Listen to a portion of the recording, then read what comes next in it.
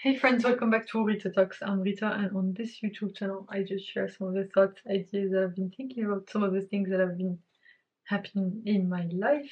Whoa, I don't know, all of a sudden I'm like super tired. But so today was a Monday. It was a quite interesting Monday, somewhat productive.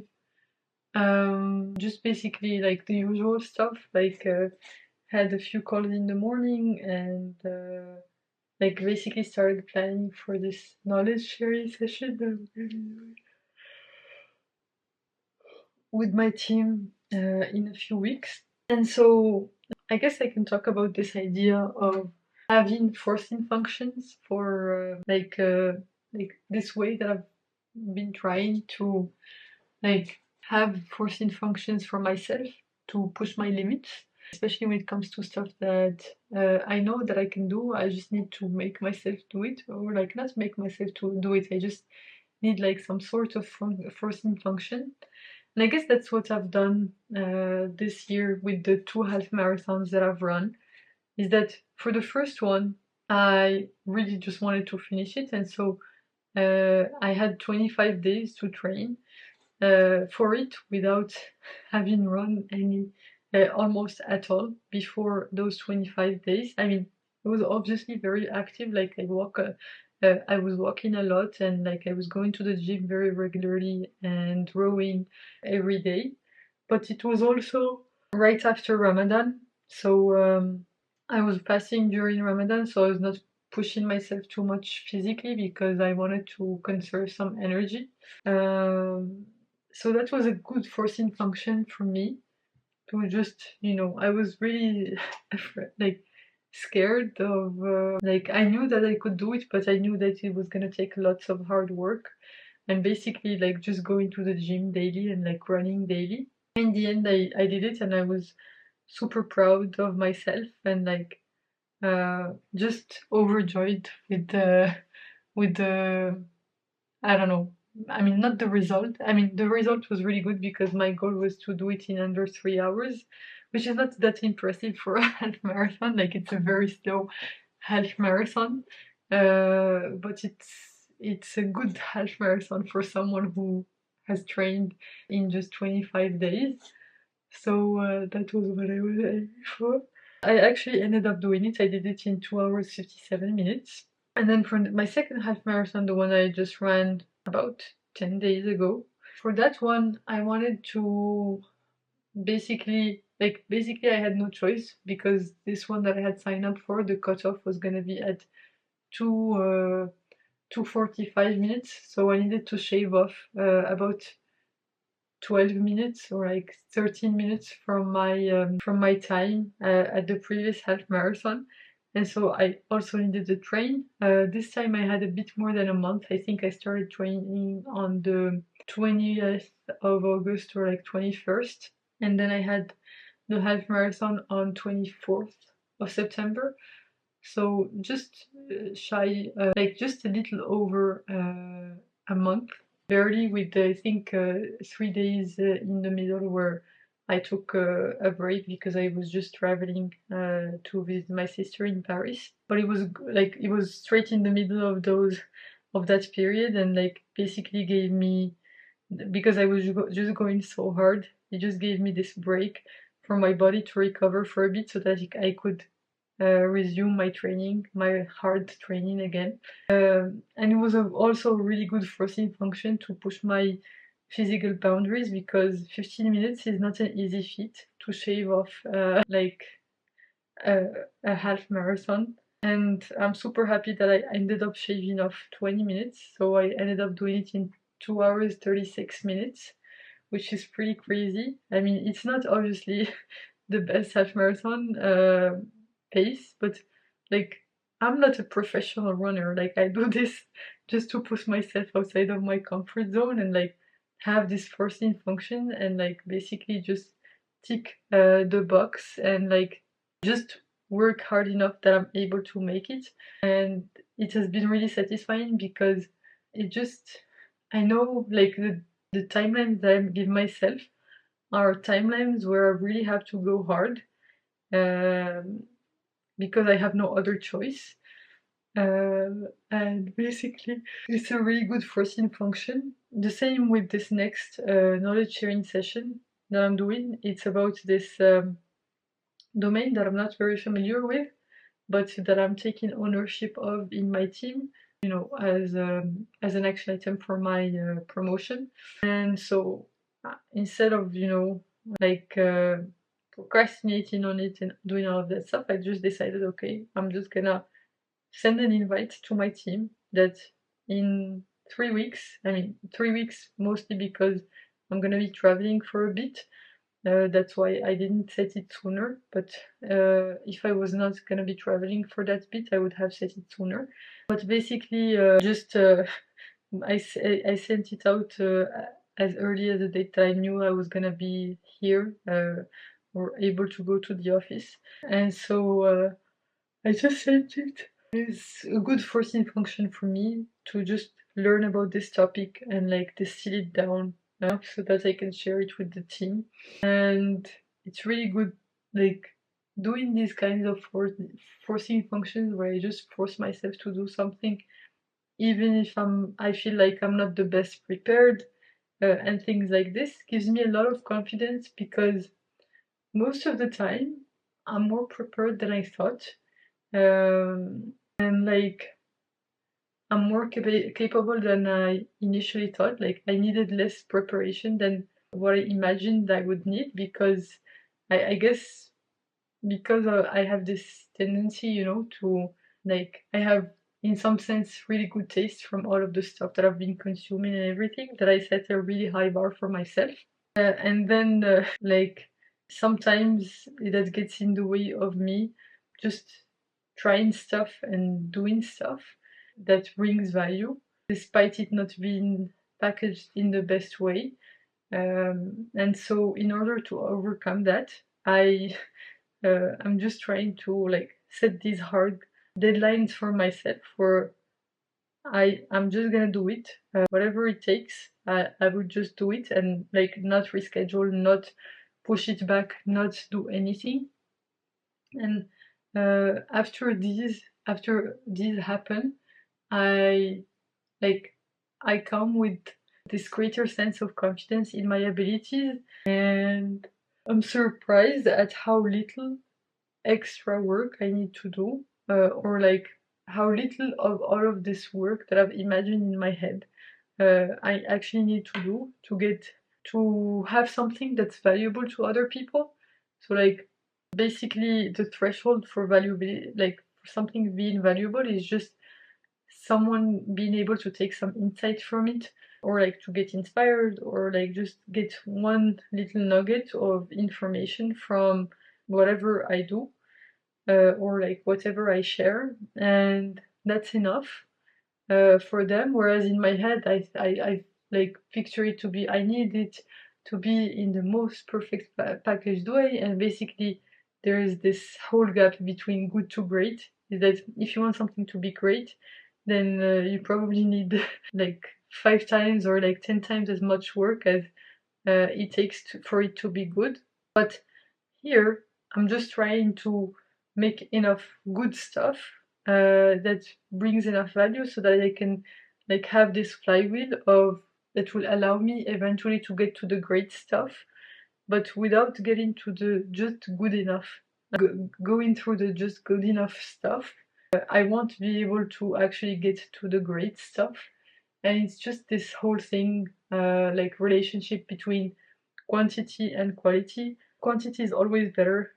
Quality is always better than quantity, but to get quality, you need to do lots of quantity.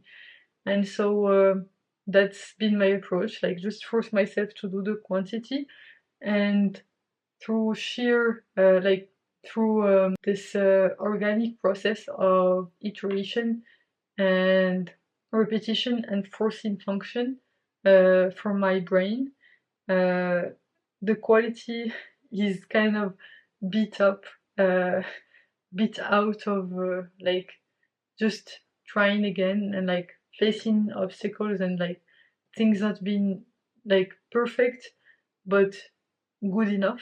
and then there's always something that you can improve. And like when you just get into this process of doing iterations rather than trying to get it right the first time, like first of all it gives you this feeling of momentum. And from all of the studies that have been done by I'm not able to cite them like here off the top of my head, but I think they were mentioned in Stephen Bartlett's book, The Diary of a CEO. Basically, there were lots of studies that people are the happiest at work when they have this sense of progress, and like regardless of how small that progress is, like just having this feeling of momentum is what makes you genuinely happy and more likely to keep going.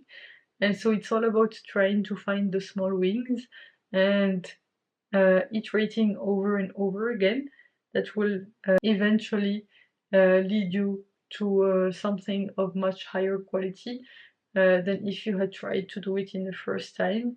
And I guess it's like the rule of the like the pottery class where like there is this professor that has like, I mean you can say the same for pottery class, photography class, all of that stuff. Gives an assignment to half of the class to make one pot, but make the best pot possible, like just aim directly for quality. And then it gives to the rest, to the other half of the class, the assignment to make as many pots as possible, so one pot a day, so make 30 pots overall. And then assesses the quality of all of the pots that are submitted at the end. So like the last pots that are submitted. And basically most of, like actually I don't know what was the story really, but I think the conclusion was that either most of or all of the pots that were in the top 10 came from the quantity group and not the quality group, because there is a relationship that the more quantity, the better the quality. So in order to get to quality, you just need to go through lots of quantity. But also it's not like any type of quantity, it's also like the deliberate practice kind of quantity. And I think in his book, The Talent Code, I think was it some I think his name is Coil something, but let me just check what's the name. The Talent Code. Yeah, Daniel Coyle uh, was talking about like what makes some quantity more effective than another type of quantity, and basically not all quantity is equal. Like just doing the same thing over and over again will not actually give you better quality, but seeking these small improvements, so basically through deliberate practice, that will give you the most, I guess, bang for your buck in terms of quantity. So if you just practice, like if one person practices 10,000 hours and another practices 10,000 hours, does that not mean that the results will be the same? But how much deliberate practice in those 10,000 hours is what will determine who will have the better overall results.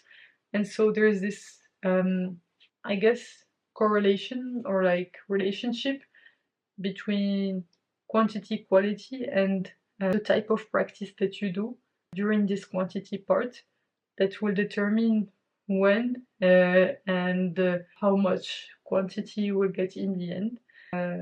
And so yeah, just having this whole, like, it's not about like just quantity in and of itself, but it's quantity with deliberate practice, like the hard kind of quantity that will allow you to improve the fastest and ultimately lead to the best kind of quality that you could possibly get. So yeah, I just find this idea super interesting, and I've found that having a forcing factor, like a forcing function, like something that sounds like when I tell it to myself, like that sounds a bit, that's gonna be, it's not impossible, but it's not gonna be easy, and it's gonna require lots of hard work. That's when I really get fired up, and I just go all in. And so I'm looking to also incorporate that in my in other areas of my life. So I think one thing that I'm gonna take on by the end of this year, so we're in October already, so I don't know if this actually I'm actually gonna be able to do it or not. But that's the thing, is that like these forcing functions, like these forcing factors, need to be things that you really don't know whether you're gonna be able to do them or not, just because of the sheer amount of work required. But like there needs to be a doubt, like you can do them, but like it's still within the realm of the possible, but it's like it's far from guaranteed, and it's far from easy. So it requires lots of efforts and things like this. But I think one goal that I mean, it's scary just saying it, that I'm gonna try and do this year, and I really don't know if I'm gonna be able to do it or not, is basically read 100 books by the, not from now until the end of the year, because that would mean I would need to read one book a day, roughly, but basically read in total for 2023 100 books. So far I've read 32, I think, and like 32 plus a few books that I'm mostly done with, or like more than half way through in, so a bit more than that, if you if you add them together. But I want to read 100 by the end of the year, and that's gonna be quite hard. But it's a fun challenge. Like honestly, with this kind of challenge, if I even get to 70, I would be super happy with the outcome, because that would be more than I've ever read ever in a year in my life, and that's still a good outcome. So I'm going for 100 this year, which is pretty crazy given that we're in October, and I really need to ramp up my reading game. But yeah, it sounds a bit crazy, but I'm gonna try it. I might fail, but I will give it my best try. And the closest I get to 100, like I will just be happy, however far I get. And it just sounds like an exciting goal that I'm not sure that I will be able to do, but I can do it if I put in the right like enough time and effort to make it happen. So wish me luck. That's an exciting challenge. I think I also want to have a similar challenge, but like not with regards to 100 books or whatever, but I want to also have one of these forcing function challenges, probably around my main channel. And I think that's something I'm probably gonna do in 2024. So between now and then, I'm gonna focus on reading lots of books and trying to just focus on my daily habits, and like just ticking off my daily boxes and like daily habit stuff. So keeping my atomic habits there. I have a few atomic habits that I've just recently started that I want to be more consistent with, and those are the inputs that I'm gonna try and focus on. Just tick off those boxes every day, and between now, I think, and 2024, I'm hoping that I can basically have a few videos up on the main channel of a quality that I'm pretty proud of, and on which I've really given my best shot. And maybe next year I'll do one of these crazy challenges where I try to push myself. And like the trick about this is that I can only have one challenge at a time. Like when I was preparing for the half marathon, I literally did not have time to do anything else. I was so short on time. I just felt like I spent half of my life running. So yeah, it's really important not to try to do too many of these challenges at the same time. And I think for this year, like for the remainder of this year, I'm gonna focus on this one. That sounds exciting, about reading more books. And yeah, wish me luck on that. And I think as soon as that's done, I will tackle like another challenge, which is gonna be more around basically putting out more YouTube content on my main channel. And that's gonna be the main driver for that next period of my life, hopefully. So I'm really excited to see how this turns out. I just wanna continue building these small habits that I've started, and like just staying consistent, and not trying to go too fast, because I've just started some small atomic habits that I've been trying to put into my life, and I just want to be patient with those and like just give them the time to really settle in to my life. So yeah. Okay, my attempt at closing this right before my camera stopped recording had failed. But anyway, thanks a lot for tuning in. I hope this was somewhat helpful to you. You can click here to watch my previous video on this channel, so the one right before this one, and you can click here to watch my latest video on the channel overall. I hope you have a fantastic rest of day, night, whichever time of day it is where you are right now. Bye for now, and I will hopefully see you in the next one. Bye bye!